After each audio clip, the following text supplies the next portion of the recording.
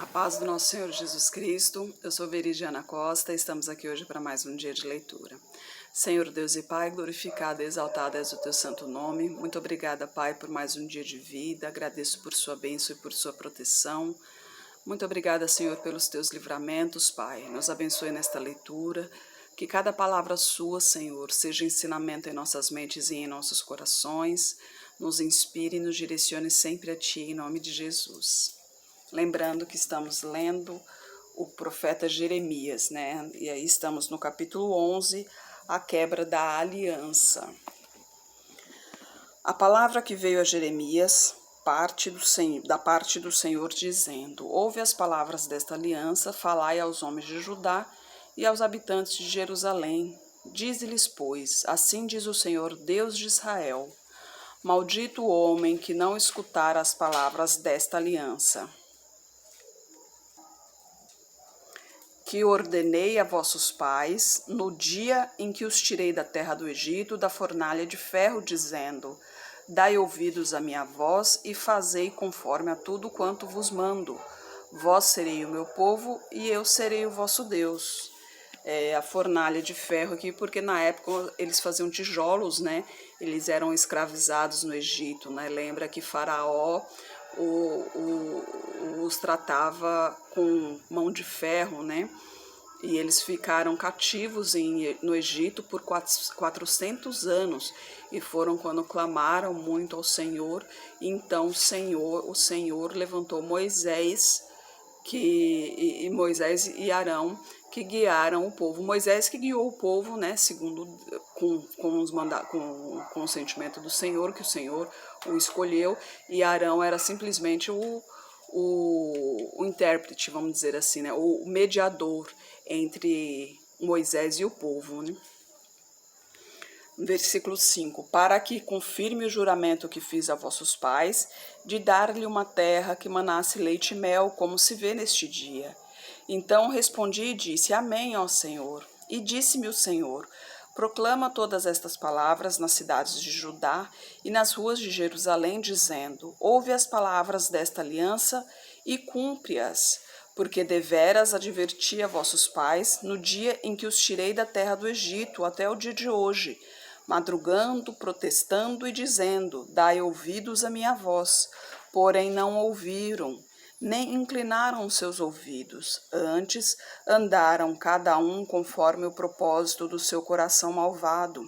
Por isso trouxe sobre eles todas as palavras desta aliança que lhes mandei que cumprissem, porém não cumpriram. Disse-me mais o Senhor: uma conspiração se achou entre os homens de Judá, entre os habitantes de Jerusalém. Tornaram as maldades de seus primeiros pais, que não quiseram ouvir as minhas palavras e andaram após outros deuses para servi-los. A casa de Israel e a casa de Judá quebraram a minha aliança, que tinha feito com seus pais. Lembra, né, que o Senhor tinha prometido a Davi que Judá não faltaria um sucessor a Davi, desde que ele se mantivesse nos caminhos do Senhor, né? E muitos deles não se mantinham no caminho do Senhor, né? Por exemplo, Salomão, né? Que a gente até comentou esses dias, que ele viveu nos caminhos do Senhor, foi um homem mais sábio, mas no final ele acabou se afastando dos caminhos do Senhor, né?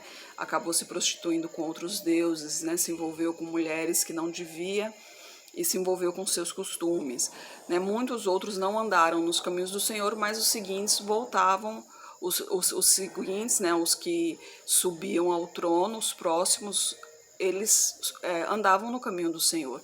Mas aí a partir daqui não, todos que subiam ao trono realmente se afastavam do caminho do Senhor, nenhum se arrependia, né? Nenhum se voltava ao Senhor. Então Deus realmente não teve outra escolha a não ser cumprir a promessa, né? Porque ele havia prometido que enquanto seguisse os seus caminhos, a cidade permaneceria em pé, né?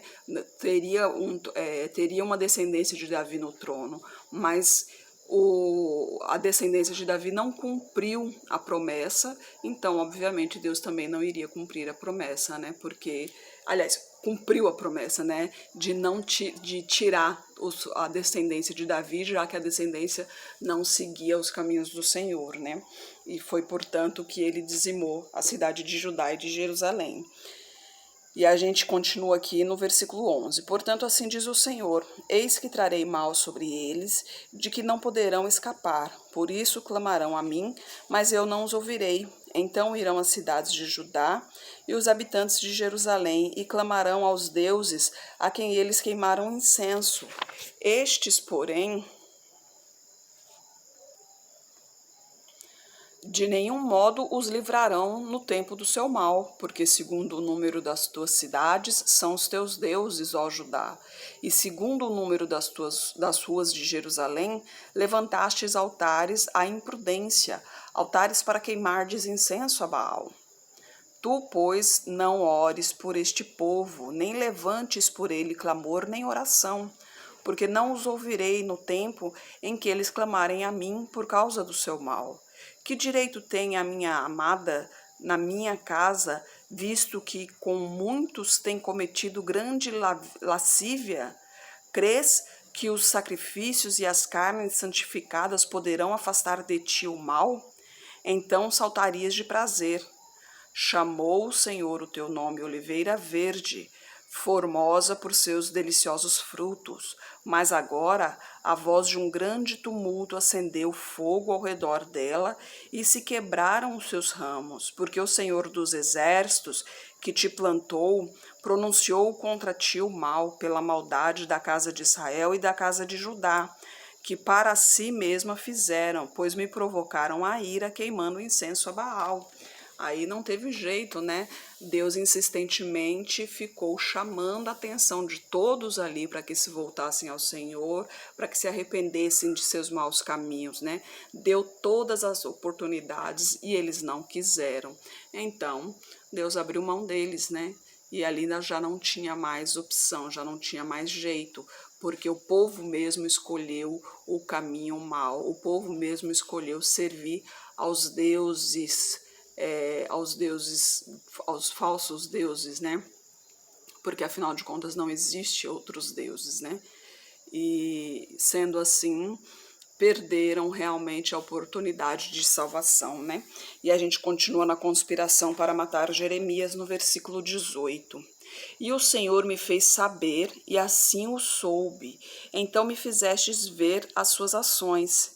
E eu era como um cordeiro, como um boi que levam à matança, porque não sabia que maquinavam propósitos contra mim, dizendo: destruamos a árvore com o seu fruto, contemo-lo da terra dos viventes, e não haja mais memória do seu nome. Mas o Senhor dos exércitos, justo juiz, que provas os rins e o coração, veja eu a tua vingança sobre eles, pois a ti descobri a minha causa. Portanto, assim diz o Senhor acerca dos homens de Anatote, que buscam a tua vida, dizendo: não profetizes no nome do Senhor, para que não morras em nossas mãos.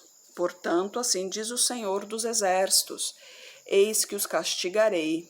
Os jovens morrerão à espada, os seus filhos e as suas filhas morrerão de fome, e não haverá deles um remanescente, porque farei vir o mal sobre os homens de Anatote no ano da sua visitação.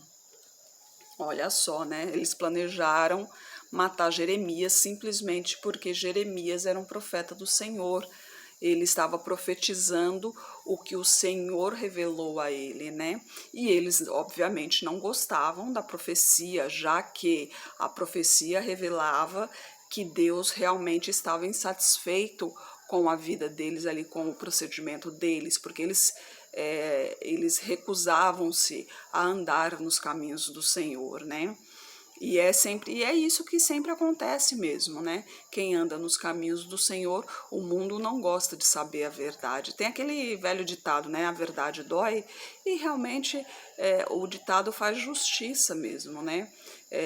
São poucas as pessoas que gostam de ouvir a verdade, né? Agora que isso também serve para a gente refletir também, né? porque em muitas situações a gente às vezes conversa com alguém sobre certos assuntos e uma pessoa fala, não, é assim, assim, assado e tal, que não sei o quê, e vem passando a mão na cabeça, vem colocando panos quentes, como dizem, né? Vem falando coisas que são audíveis, né? Que são boas de ouvir, mas na realidade não é o que a pessoa mesmo sente, pensa. Ela na realidade está falando o que você queria ouvir, mas não está falando a verdade, né? E essa pessoa, com certeza, ela não é sua amiga, né? Não é seu amigo, porque amigo que realmente é amigo, ele fala a verdade para você. Porque mesmo que doa, mas ele prefere que você sofra agora com a verdade do que você se iluda com a mentira. Porque a ilusão com a mentira pode evitar de você sofrer agora, mas o sofrimento futuro com certeza vai ser muito maior. Então, pense bem quem são os seus amigos, pense bem das pessoas que estão à sua volta. Muitos se dizem amigos, mas a boca fala uma coisa, mas no coração tem outra completamente diferente, né? E a queixa do profeta no capítulo 12. Justo serias, ó Senhor, ainda que eu entrasse contigo num pleito. Contudo falarei contigo dos teus juízos. Por que prospera o caminho dos ímpios e vivem em paz todos os que procedem aleivosamente? Uma pergunta interessante, né? Com certeza muitos fazem essa pergunta, né? Versículo 2. Plantaste-os e eles se arraigaram, crescem, dão também fruto, chegado estás à sua boca, porém longe dos seus corações. Mas tu, ó Senhor, me conheces. Tu me vês e provas o meu coração para contigo.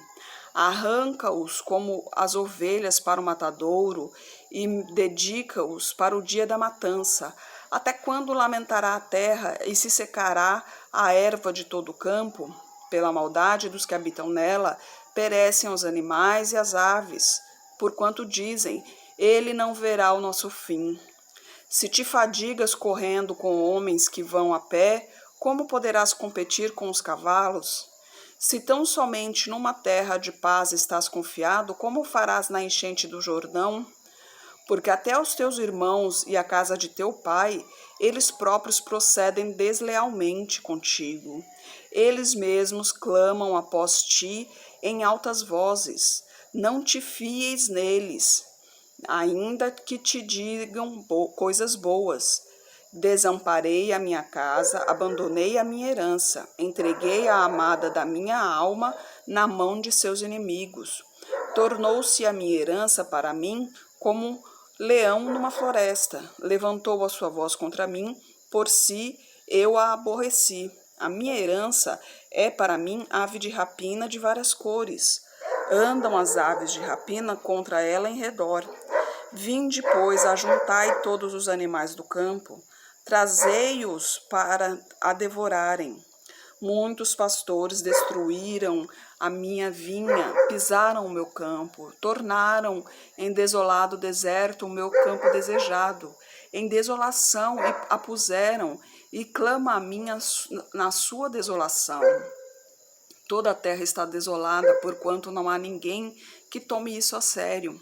Sobre todos os lugares altos do deserto vieram destruidores, porque a espada do Senhor devora desde um extremo da terra até o outro. Não há paz para nenhuma carne. Semearam trigo e cegaram espinhos. Cansaram-se, mas de nada se aproveitaram. Envergonhados sereis das vossas colheitas e por causa do ardor da ira do Senhor. Assim diz o Senhor acerca de todos os meus maus vizinhos, que tocam a minha herança, que fiz herdar ao meu povo Israel. Eis que os arrancarei da sua terra, e a casa de Judá arrancarei do meio deles. E será que depois de haver arrancado, tornarei e me compadecerei deles. Então os farei voltar cada um à sua herança e cada um à sua terra. E será que, se diligentemente aprenderem os caminhos do meu povo, jurando pelo meu nome, vive o Senhor como ensinaram o meu povo a jurar por Baal, então edificar-se-ão no meio do meu povo. Mas se não quiserem ouvir, totalmente arrancarei a tal nação e a farei perecer, diz o Senhor. Aqui ele está falando de como será Judá, né? Porque aqui Jeremias está falando sobre a terra dele, né? Porque Judá é a terra dele ali, né? Ele tá vendo a terra se destruir, né? A cidade dele, né? Tá se destruindo. E ele fica pensando ali, né? Ô Senhor, como que pode, né? Eu ando nos seus caminhos, eu sou o teu servo, né? E minhas terras aqui não estão valendo nada, todo mundo tá tomando conta aqui e a cidade está se acabando, minhas terras estão se acabando. E aí, né? Como que pode, como que vai acontecer aqui, né? E Deus está dizendo, não, eles serão todos destruídos, não se preocupe, serão todos destruídos. E depois que tudo for destruído, aí sim será, tudo renascerá, tudo será transformado, tudo renascerá, será refeito, e aí sim será ensinado novamente a minha palavra, e se esse povo realmente seguir os meus caminhos, será uma cidade exaltada novamente. E você terá também tudo do bom e do melhor, obviamente. Mas se esse povo não seguir o meu caminho, aí será destruído de vez. E você, logicamente, como meu filho, como meu servo, seguirá outro caminho que eu escolherei para ti, né? Que afinal de contas, Deus não desampara os seus, né? Ele sempre tem o melhor para a gente. Tanto que Jeremias, a gente vai chegar nessa parte ainda, mas no final Jeremias ele é poupado pelo rei Nabucodonosor, né? Quando a cidade foi destruída, ele é poupado e ele pode escolher se ele vai para Babilônia viver normalmente, livremente, ou para onde ele quiser ir. Ele é livre, né? Ele não é cativo como os outros, né? Não é escravo como os outros. Então, assim, tudo coopera pelo bem daquele que crê. Deus, ele sempre nos protege. E às vezes a gente realmente fica pensando, né? Como que pode? A gente trabalha, a gente faz tudo certinho, paga nossos impostos, paga as nossas contas, ajuda como pode. E a pessoa faz o mal ali e vive bem, né? Entre aspas, né? Mas a nossa luta não é por esse mundo aqui, né? A nossa luta não é também para saber como que é a vida do outro. A gente não tem que olhar para a vida do outro, a gente tem que olhar para a nossa, a gente tem que se preocupar com a nossa vida. A gente tem que se preocupar com o nosso coração, se o nosso coração está puro, se ele tem mágoa, se ele tem algum rancor, se ele é bom, se ele tem um bom caráter, se ele realmente gosta de ajudar as pessoas, se ajuda, o porquê que ajuda, se tem algum interesse em ajudar as pessoas, porque muita gente ajuda as pessoas, mas com segundas intenções, né? Essa ajuda para Deus não conta, né? Não adianta você querer fazer caridade, sendo que essa caridade você tem como um status, né? Tem como propagar o seu nome, por exemplo, fazer propaganda do seu nome, alguma coisa do tipo. Então, é isso que nos importa, é isso que importa, porque o que importa é o que Deus pensa de mim, não o que os outros pensam de mim. Se não importa o que os outros pensam de mim, então também eu não tenho que pensar nada dos outros também. Não me interessa a vida dos outros. Me interessa sim eu conquistar mais almas para que essas almas tenham conhecimento da salvação, para que essas almas tenham conhecimento de Deus, né? Para que conheça realmente Deus, conheça o poder de Deus, que entenda que esse mundo aqui um dia será totalmente destruído, que esse mundo aqui um dia se acabará, né? E que depois desse mundo tem a vida eterna, tem a possibilidade da vida eterna. Então a minha função é essa. Não é saber como que fulano vive, como que ciclano vive, por que Beltrano é assim. Não me interessa a vida de cada um. Cada um vive a sua vida da maneira que quer, da maneira que pensa. Se acha que está certo, o problema é dele. Eu tenho a minha vida, eu tenho que viver minha vida de acordo com o que Deus me ensina. E a minha obrigação é passar esse ensinamento adiante. E orar para que esse ensinamento chegue ao coração de todas as pessoas que ouvem, de todas as pessoas que veem, ou que me vê, que todas as pessoas próximas, né? Agora, eu tenho que me preocupar em de que maneira a pessoa está vivendo, assim, por que está acontecendo isso, como por exemplo, por que as pessoas más normalmente vivem bem financeiramente, né? A gente vê muitos bandidos por aí, por exemplo, traficantes, por exemplo, a gente vê quantos reis dos tráficos aí que tem casas, os seus bens são milionários, né? Mansões, carros maravilhosos aí e tal, que não sei o quê. Eu não tenho que me preocupar com isso, porque o fim dele é um inferno. Por quê? Porque ele está fazendo o mal. Ele está vivendo bem financeiramente, mas a alma dele vai para o inferno. Por quê? Porque ele está fazendo o mal aqui na Terra. Ele está fazendo mal para todos à sua volta. Porque ele está vendendo droga, ele está facilitando doença, ele está facilitando morte, está provocando morte. Então, se ele não se arrepender de seus maus caminhos, não se voltar para Deus, o final dele vai ser realmente a morte eterna. Né? O que eu posso fazer por ele não é me preocupar o porquê que ele vive assim, e sim orar para que ele se arrependa e volte para Deus. O que eu posso fazer é tentar mostrar o caminho do Senhor a ele. Eu não tenho que me preocupar como ele vive e por que ele vive assim. Eu tenho que me preocupar em proclamar o Evangelho, em propagar o nome do Senhor Jesus Cristo, que essa é a nossa missão aqui na Terra. Senhor Deus e Pai, glorificado e exaltado és o teu santo nome. Muito obrigada, Pai, por tuas palavras, por tuas mensagens, Senhor. Por favor, Pai, continue nos capacitando, continue nos abençoando, Pai. Continue nos dirigindo, Senhor. Eu peço a Ti que esteja com essa pessoa que está orando comigo. Derrama a Tua unção sobre ela, Pai. Manifeste o Teu poder na vida dela, Senhor. Toque em sua saúde, toque em suas finanças, toque em seus sentimentos, Pai. Toque em seu coração. Transforma essa vida, Pai. Transforma essa vida de acordo com a Tua vontade, Pai. Transforma esse coração aflito, inseguro, em um coração forte, firme, Pai. Um coração ungido por Ti, Senhor. Um coração abençoado com a Tua unção, Pai. Purifique-a de tudo o que não lhe pertence, Senhor. Traga para o Teu caminho, Pai, em nome de Jesus, Senhor. Eu peço a Ti por toda a minha parentela, por toda a parentela de meu esposo. Proteja cada um deles, abençoe com a sua unção, Pai. Traga todos para o Teu caminho, Senhor. Eu peço a Ti pelos nossos governantes, pelas nossas autoridades. Esteja direcionando a cada um deles de acordo à Tua vontade, Pai.